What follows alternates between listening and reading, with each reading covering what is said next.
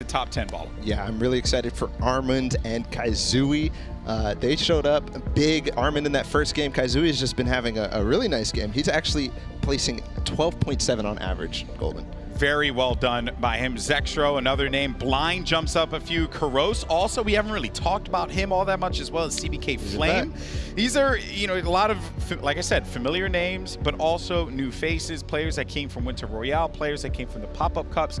I did talk to Vivid. I said, hey man, how you gonna do? He's like, I'm going for that. I'm going for that victory royale. He's got 3 points. He's not doing that bad, man. But I know that he wants to go for the top crown there, but currently that is being held by Saf. I'm excited though, because we're going into match number 4 of the day.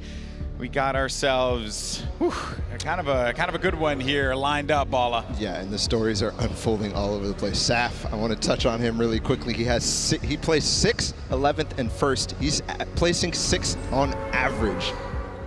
That's insane. And we're gonna get into this game. He's having such a good day. It's like crazy to have 2 good days back to back like that. Yeah, back to back is.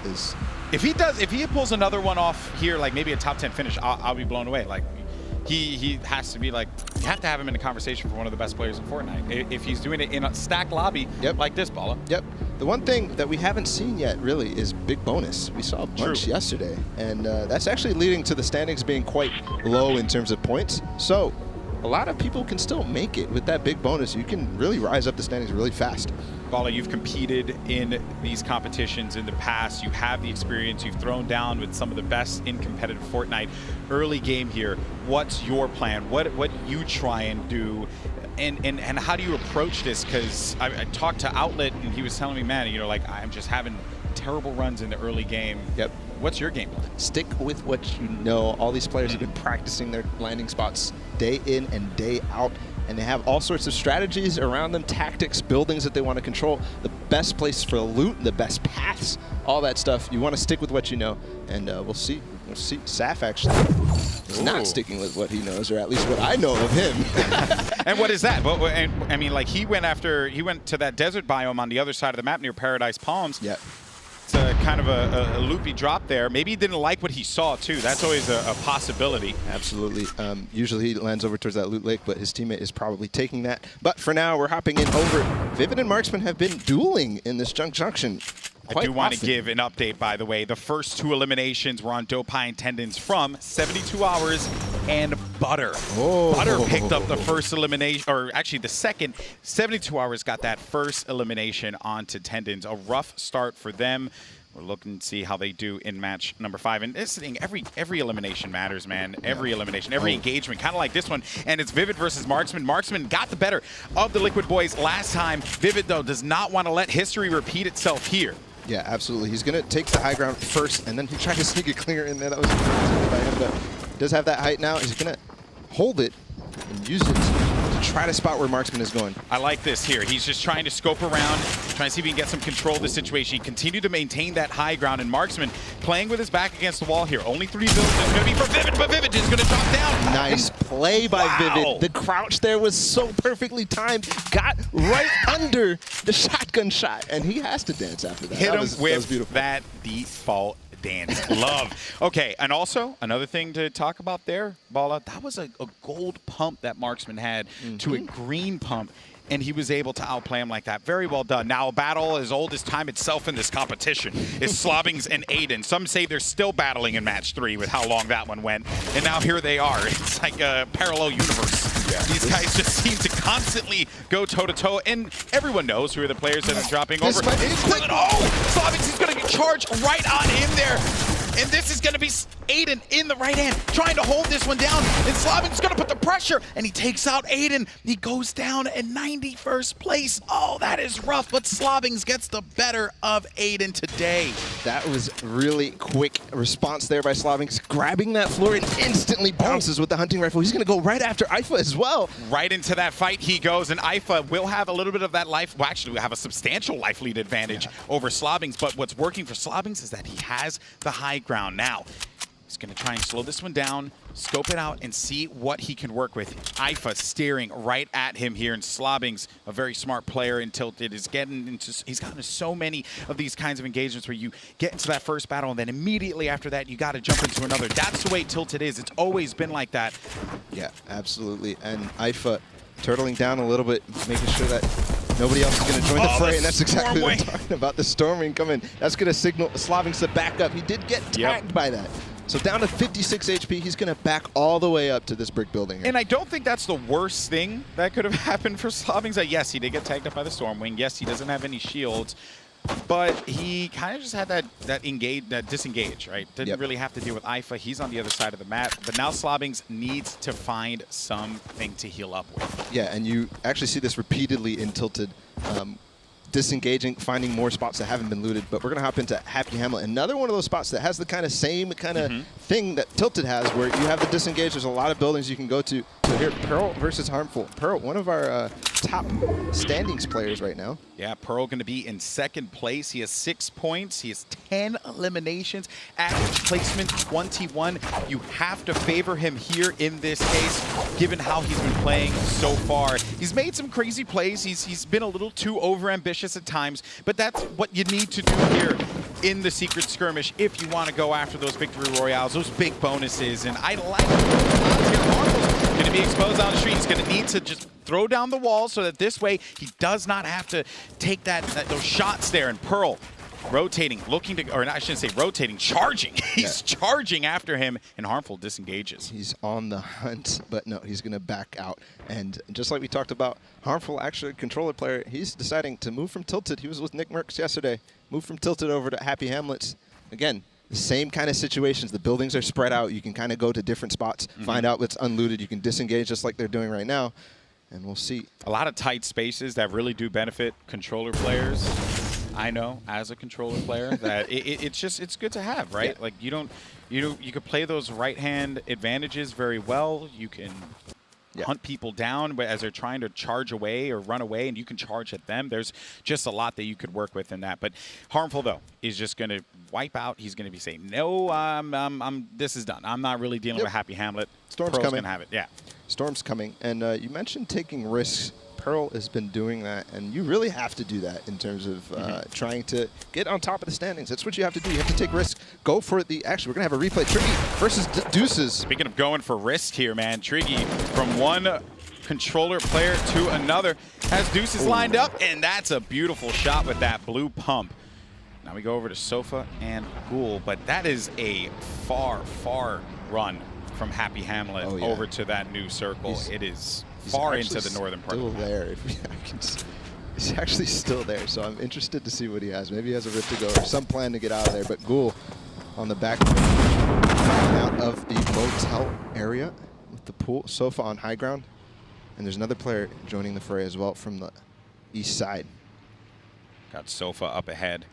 Things slow down here. Players are really backs against the storm, charging over to that safe zone. Yep. You still have 2, 3, 4 players that are in the storm, but it's not taking you for all that much. No. And maybe you can get as you said, a rift, a launch pad, maybe even a storm wing if there are any left on the ground, and then you can get on out of there. But if I'm looking here on the map, it seems like a lot of players are really just they're running it. They're huffing it over to that safe area. Yep. It's in terms of positioning now, Golden. We actually see Saf in that storm ring. It's going to be a really, really strong positioning tool. But in terms of positioning, everybody's vying for the center of the zone. He doesn't get tagged. It's not going to worry him too much. He's just going to continue spinning. But they try to fight for that center of the zone. Why? Because you get the next zone most likely. You can go to the edges, but if you're lucky, if you go to the center, it's going to be, most of the time, you're going to grab that zone. Saf with the second highest average damage, just behind Tfue. Tfue up there. Yeah, he really is. Highlights yeah, Tfue's been putting in work. You know, he's in 13th place. He has 2 points presently, 6 eliminations. Yeah.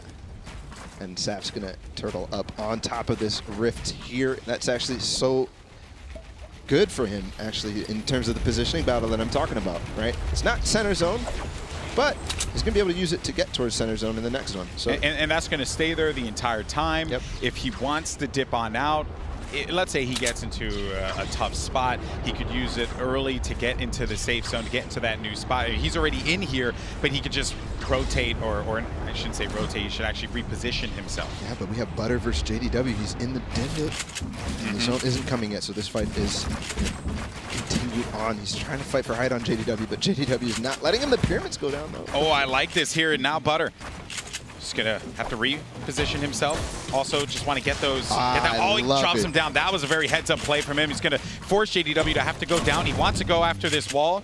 See if he can get it. And then, oh, he gets tagged up now.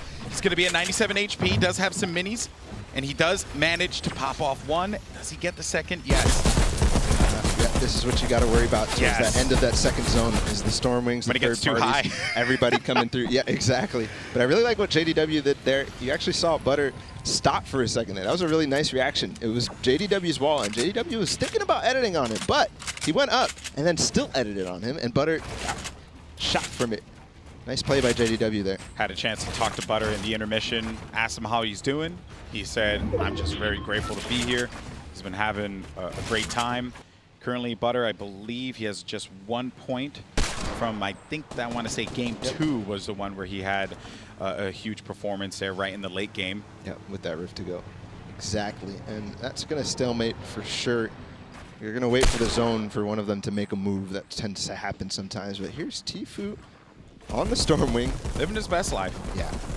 Not quite, you know, the car he showed up with, but, and Mateos puts down some fire with the Stormwing, and that has to prompt JDW to create a box there right on top. And you can see both JDW and Butter drop down at the same time and made a new box. I don't want to deal with this. And JDW continues to defend himself against the Stormwing. Mateos not letting him get a moment to breathe there.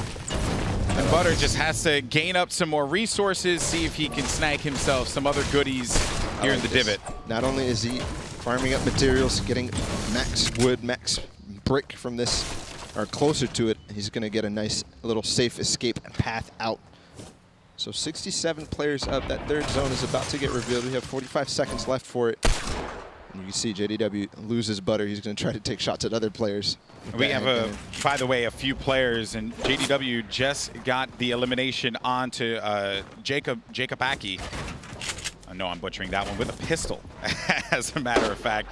That would be with the hand cannon. I think that was lined up there. Right, so JDW getting that first elim. And we have a couple players, Balla, that are currently sitting at 2 elims. One more, that's a point for them. Yeah, Ronan, Armand, Naga Ops, and Devious. Armand is one of those that I want to talk about. But JDW, it's Butter. Butter is not letting him go. Oh, but he's also going to get tagged up. Yeah, we talked about this yesterday a lot. It's these congested zones on the sides. Are here. Exactly, Golden, exactly. So many players are going to end up on the side of zones just because of the way that people have to rotate in. He's getting tagged for 2 when he was in the storm, but now he will be safe. That circle, though, will make its way just west of Lazy Links. And Butter, he's just playing it slow right now. No reason for him to push up. I think he just wants to get, if he can get an angle, put some damage down on anyone, maybe he goes for that. Paytech's going to be exposed. Oh my goodness, that was so close. You can see Butter nodding his head. He's like, no, I wanted that so bad. What? He's trying to knock it down. No, it's connected to Frosty. It's connected to Frosty, and Butter is just on the verge of so many of these elims on the pate. Punisher drops down. Punisher has no idea that Butter was putting.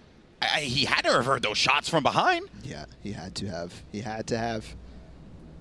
We'll see. Man, you can feel the tension. Yeah. I love it. There's tension in my voice. Here's the thing, right? We're in game 4. We're in game 4. This is really do or die for a lot of players. This is a huge game here can catapult you into the top 20, maybe even the top 10. Yep. And this is a critical circle in this match, because everyone now has to start thinking about, they have 20 seconds to start thinking about how they're going to get to that safe zone. Yep. And here's Patek onto Frost. He's going to use that stink, but he actually stinks himself, and he's so close. He's only 6 HP. No, he only has 1 HP. You could basically just sneeze on him, and he'll be eliminated from this game. He doesn't have anything to heal with. He doesn't have any campfire. He has nothing to work with. Can he survive this fight? Oh, and he gets wiped out by Punisher. And if he won that one, he could have gotten that 50 HP, but even then, that would have been difficult for him. Punisher just flew right on in there, went for the fight. But now the Storm is going to be pushing in and forcing everyone to have to think about how they're going to push on through here. You have Hysteria to the right of Punisher.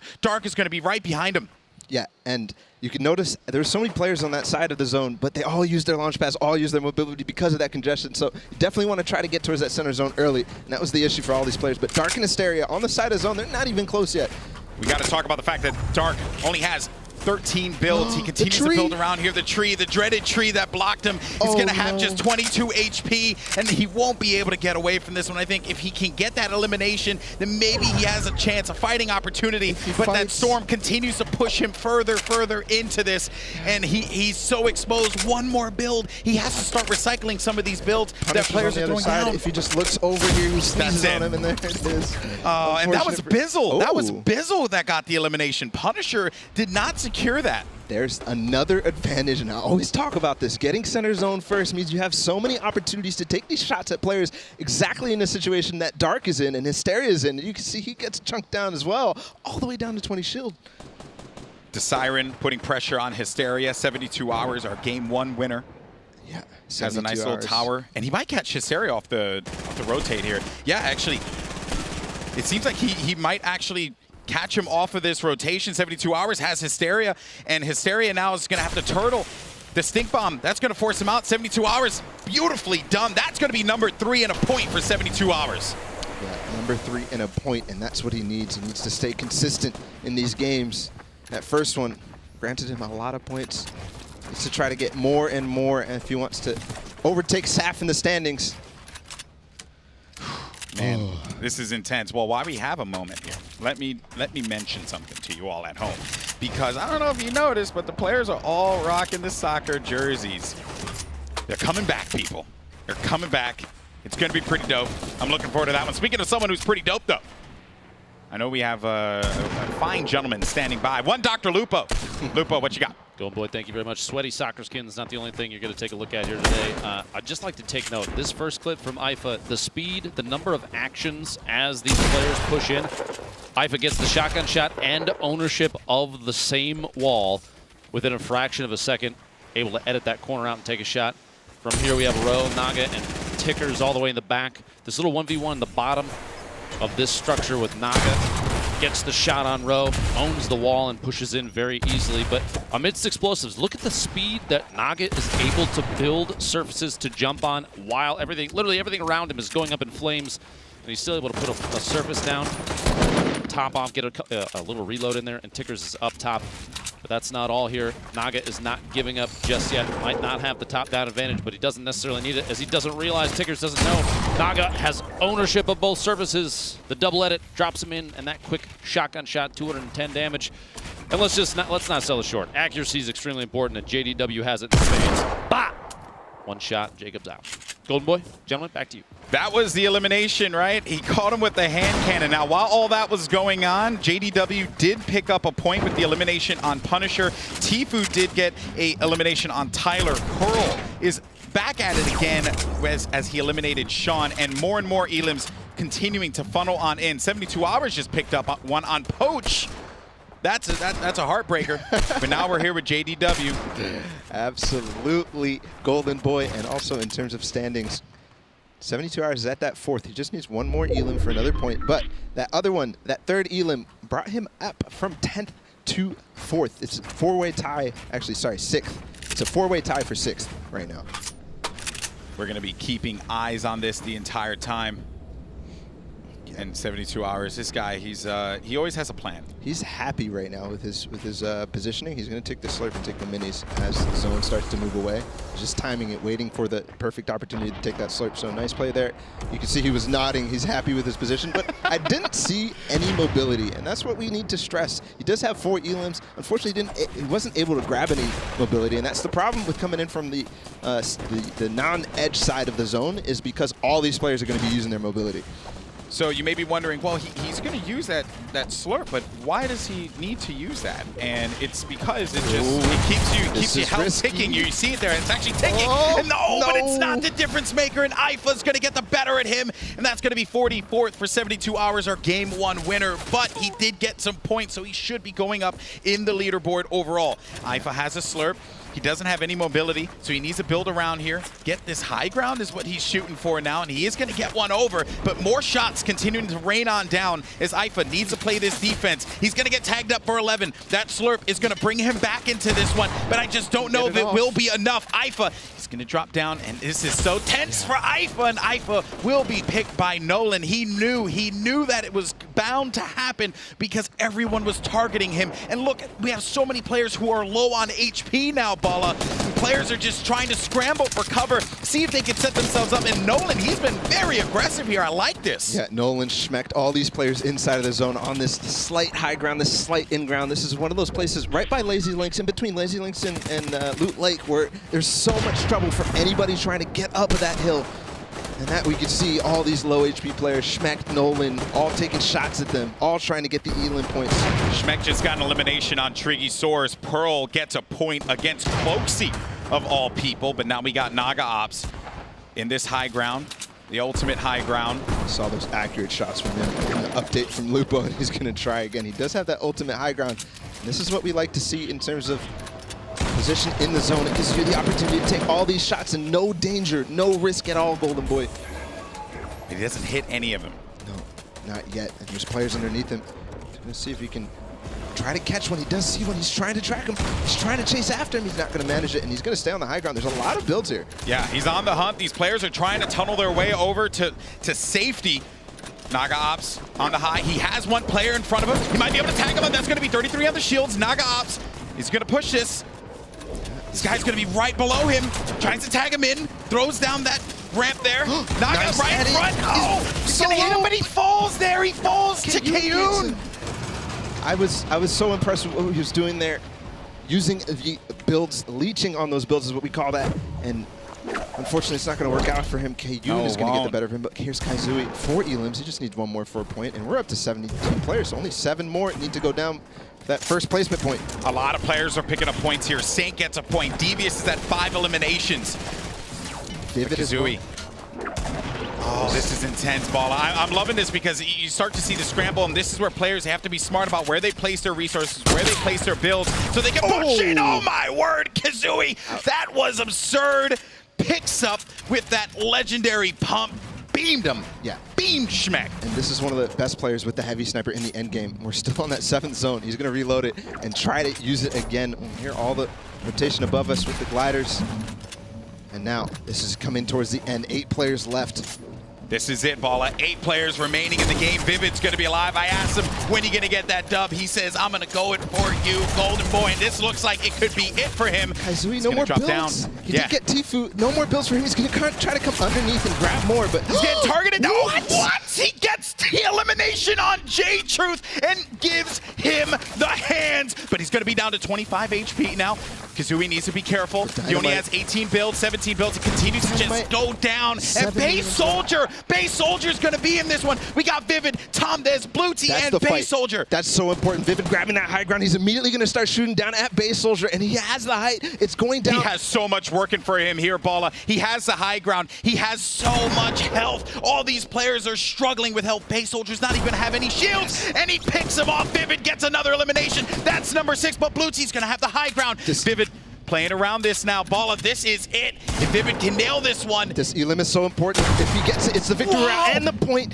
Well done there to just block him from that shot. Vivid continuing to get blocked, but he's going to catch him in the air, and Vivid's going to get the victory royale. And that's going to be number 7 for the elims. Very well done by Liquid's Vivid. You talked about it, and there it is. Vivid told you what was going to happen, and he gets that victory royale. What a game from Vivid. Max elim points and the victory royale, Golden Boy. He did lie to me, though. He said he was going to get it in the last game of the day. But he got it here.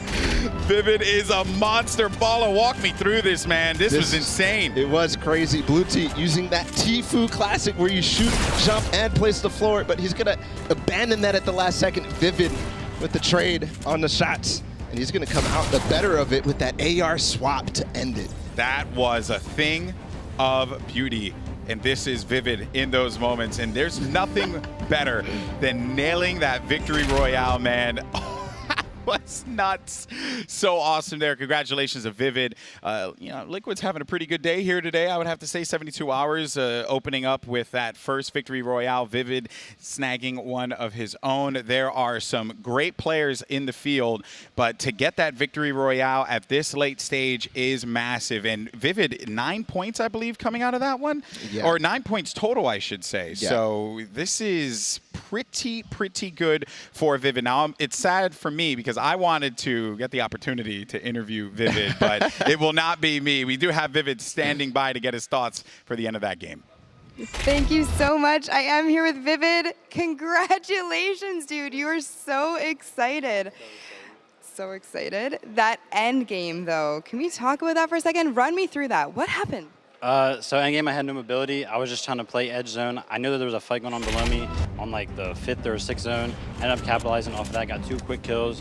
Got my mats to go in the zone. And then the 1v1 against Blue T, I was real patient. He had the high ground on me. Obviously, I had no mats. I couldn't do anything. I just waited for him to jump down, give me a clean pump shot. Took the opportunity, finished him off with my AR. You make it look so easy and so fluid. It is a dream to watch you play. I have to ask, though, we're playing solos today. Yesterday was duos. What do you prefer more and why? I definitely prefer duos with my teammate, my usual teammate, Poach. I think we have really good chemistry. I think duos are a little bit more competitive. But, I mean, solos are always fun, especially when you're, getting wins and stuff. So, but, yeah, definitely duos is my preference. I mean, I'm in the same boat as you. One more question for you. It's a little bit of an odd one. If you had to equate your play style to an emote or a dance in the game, what would it be? I mean, it's got to be the one I do all the time, take the L. Savage. I love it. Congratulations again. Good luck in the rest of your games. Back to you guys at the desk.